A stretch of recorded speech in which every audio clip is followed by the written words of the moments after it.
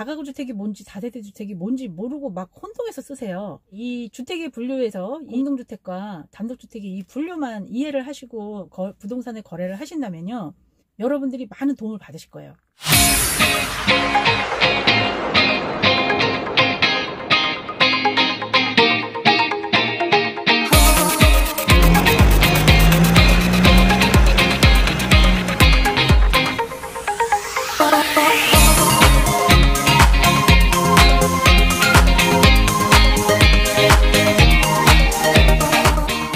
안녕하세요, 금사발입니다. 굉장히 오랜만에 뵙죠? 제가 오늘 여러분들에게 말씀드릴 주제는요, 여러분들이 흔히 많이 헷갈려 하시는 다가구 주택과 다세대 주택의 차이점, 즉 건축법상의 단독주택과 공동주택의 차이점에 대해서 말씀드리려고 합니다. 네, 제가 블로그 작업 30일 동안 블로그 작업을 하느라고 유튜브를 좀 신경 못 썼어요. 근데 이제 블로그 작업 끝나서 다시 매진하려고 생각합니다. 네, 여러분 굉장히 오랜만에 뵙는데 건강하시나요? 벌써 겨울이 됐어요. 이제 12월 달이 돼서 며칠 이제 2019년도도 얼마 남지 않았는데 잘 마무리 하셨나 모르겠습니다. 제가 오늘 여러분들에게 말씀드릴 주제는요, 다가구 주택과 다세대 주택의 차이점, 즉 건축법상의 단독주택과 공동주택의 차이점에 대해서 말씀드리려고 합니다. 구독과 좋아요 눌러주세요. 제가 왜 다세대와 다가구 주택을 설명드리냐면요, 여러분들이 다가구 주택이 뭔지 4세대 주택이 뭔지 모르고 막 혼동해서 쓰세요. 주택의 분류에서 이 공동주택과 단독주택의 이 분류만 이해를 하시고 부동산에 거래를 하신다면요, 여러분들이 많은 도움을 받으실 거예요. 분류만 잘 아시더라도 주택에서 한 절반은 이해하셨다 생각하시면 되세요. 단독주택과 공동주택에 대해서 설명드리겠습니다. 그럼 단독주택과 공동주택에 뭐 이걸 배워두면 무슨 좋은 점이 있을까 이렇게 생각하시는데요, 여러분이 매매를 하시거나 전세나 월세를 하실 때도 이게 꼭 필요해요.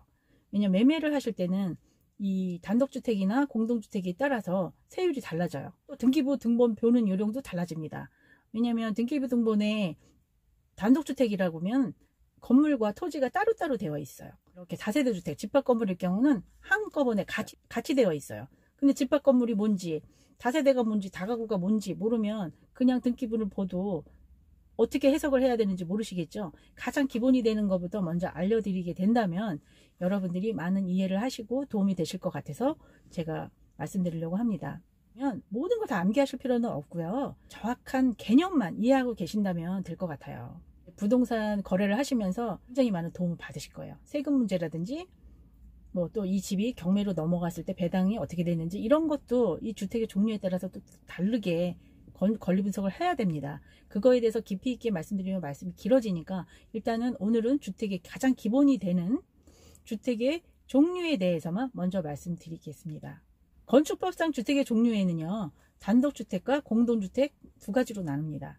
그러면 단독주택과 공동주택의 차이점이 뭐냐? 가장 큰 차이점은요, 하나의 건물에 주택의 소유권이 각각 되어 있느냐 아니냐의 차이예요. 물론 그러면 단독주택은 소유권이 한 사람이 단일 가족의 하나로 되어 있는 거고, 공동주택은 각각 구분돼서 소유권이 각각 다 되어 있는 것을 공동주택이라고 합니다. 그러면 먼저 단독주택에 대해서 설명드리겠습니다. 단독주택 안에는요, 단독주택, 다중주택, 다가구주택, 공간 이렇게 표현이 돼요. 그럼 세부적으로 들어가서 단독주택에는요, 단 하나의 단일 가족의 면적의 제한은 없습니다. 이게 단독주택이에요.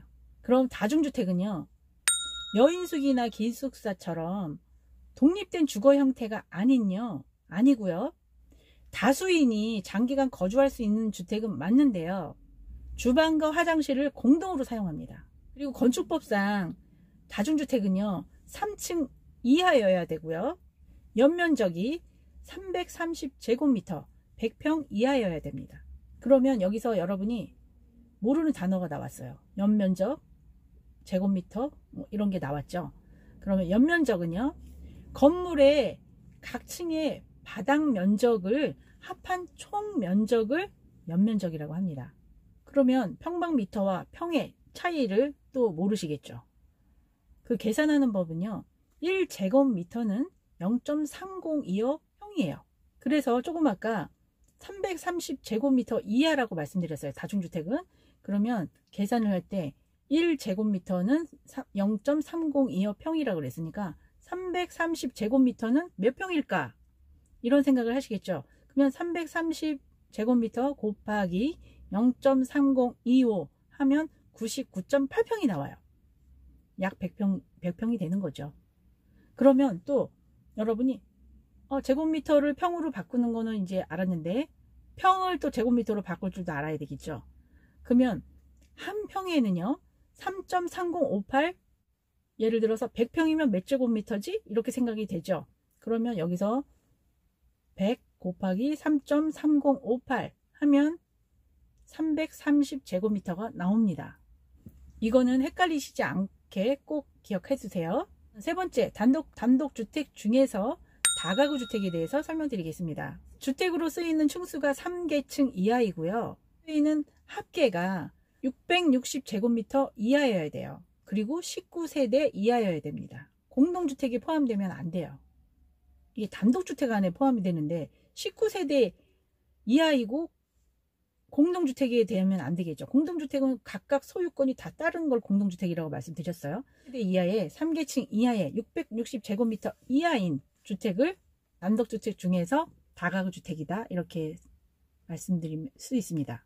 그럼 다중주택과 다가구주택의 차이가 뭐예요? 이렇게 얘기할 수 있어요. 단독주택 안에도 아까 조금 아까 제가 다중주택을 설명드렸고 지금 다가구주택을 설명드렸는데, 다중주택은요 주방과 화장실을 공동으로 사용하는 걸 다중주택이라고 그랬죠.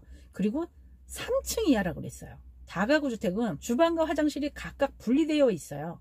각각 다 집안에 따로 되어 있다는 거죠. 그리고 660제곱미터 이하여야 되고 3계층 이하여야 돼요.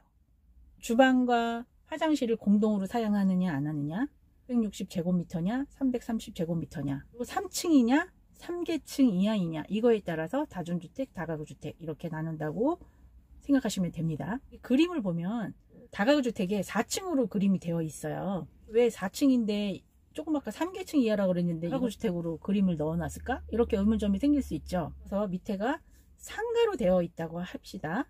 밑에 1층은 상가예요. 그리고 2층부터 4층까지는 주택으로 사용하는 거고 1층은 상가입니다. 그래서 상가는 주택에 포함이 되지 않죠. 그러니까 층수를 말할 때는 뭐 2층, 1층, 2층, 3층 이렇게 말하지만 이 주택의 분류에 있어서는 주택으로 사용하는 층만 3개다. 그래서 이게 3계층이 되는 겁니다. 4층으로 되어 있어도 1층에 주택이면 안 되겠죠. 1층에 상가니까 3계층 이하가 되는 거죠. 다가구주택이다 이렇게 설명하실 수 있어요. 대부분 우리가 가장 로망으로 생각하는 노후에 가장 원하는 주택이 이 주택이잖아요. 이게 다가구주택이에요. 말하자면 우리가 내가 소유권을 하나 가지고 있고 1층은 상가에 세를 주고 2층, 3층, 4층은 주택으로서 내가 4층 맨 꼭대기에 살고 2층, 3층은 세를 놔서 월세나 전세를 받는다. 노후에 사람들 노후 대책하기 위해서 다가구주택을 하나 받는 게 소원이라는 분들 굉장히 많죠. 이렇게 구분되어지는 게 다가구주택입니다. 단독주택 마지막 공간에 대해서 설명을 드리겠는데요. 공간에는 건축법 시행령에 의한 공간으로 되어 있어요. 진짜 공란. 그래서 설명이 안 되었지만 우리가 이제 사전적 의미로 공관은요, 정부 고관의 관저, 공공의 건물이다 이렇게 생각하시면 됩니다. 단독주택은 4가지에 대해서 설명을 끝냈고요. 다시 한번 말씀드리면 단독주택에는 단독주택, 다중주택, 다가구주택, 공간 이렇게 되고요.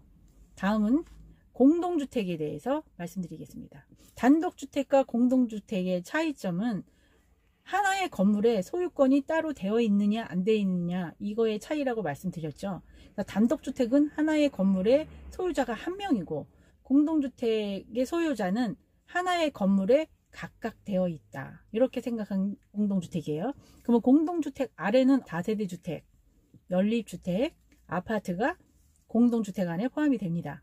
공동주택 안에 들어가 있는 다세대주택은요, 주택으로 사용되는 한 개동에 주차장을 제외한 연면적이 660제곱미터 이하여야 돼요.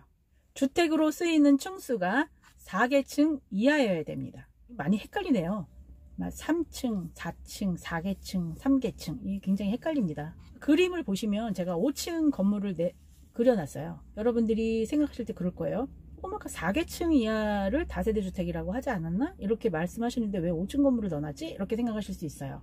1층은 주차장이라고 제가 표현을 해놨을 거예요. 보통 다세대 주택 1층은 거의 주차장으로 되어 있어요. 근데 4세대 주택의 분류는 주차장을 제외한 면적이 4계층 이하일 때 4세대 주택이거든요.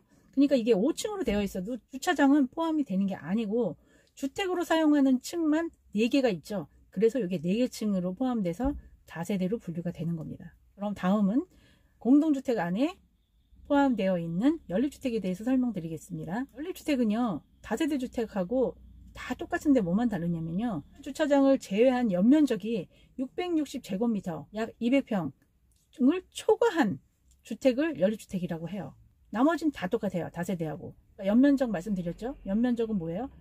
각 층의 바닥 면적을 합천 총 면적을 연면적이라고 했어요. 660제곱미터를 초과하면 연립주택, 660제곱미터 이하이면 다세대주택, 이렇게 되는 겁니다. 나머지는 다 똑같아요. 구분 소유가 되어 있고요. 제가 그림을 다세대하고 이해하기 쉽게 설명하려고 5층을 이렇게 그려놨어요. 그래서 그림으로 보면 다세대 주택이나 연립주택의 그림이 똑같죠.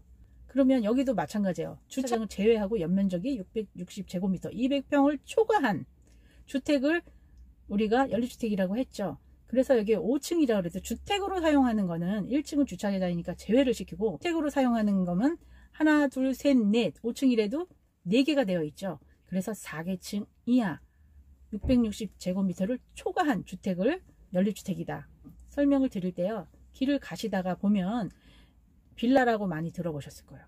빌라가 다세대 주택이나 연립주택이에요. 흔하게 있는 작은 빌라 60제곱미터 한 200평 이하에 되어 있는 거는 다세대 주택으로 분류를 하시면 되고요. 좀 큰 빌라 660제곱미터 연면적, 주차장을 제외한 연면적이 200평 초과한 그런 주택은 연립주택이다. 그러면 뭐냐, 이거는 고급 빌라라고 생각하시면 됩니다.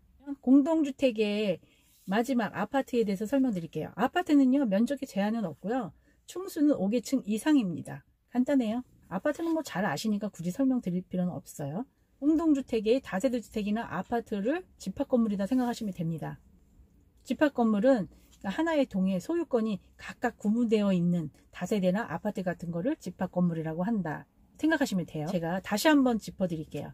단독주택과 공동주택의 차이점은 하나의 동에 소유자가 한 명이냐 여러 명이냐의 차이가 있다고 말씀드렸어요. 간단하게 설명드리면 그게 가장 큰 차이점이고요.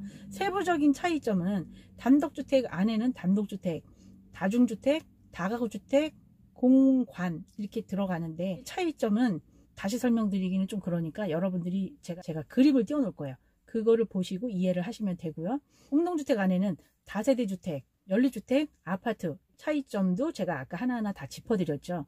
그거를 외우실 필요는 없지만 단독주택 안에는 어느 주택이 들어가고 공동주택 안에는 어느 주택이 들어가는구나, 또 이래서 또 구분을 이렇게 짓는 거구나, 이 정도는 아셔야 되는 거니까 개념만 정확하게 이해를 하시면 되고요. 많이 도움이 되실 겁니다. 오늘은 단독주택과 공동주택에 대해서 설명을 드렸고요. 여러분한테 뭐 이거 뭐 알아야 돼? 뭐 이렇게 할 수 있지만 나중에 제가 경매를 설명을 드릴 때도요, 이 단독주택과 공동주택의 차이점은 아셔야 돼요.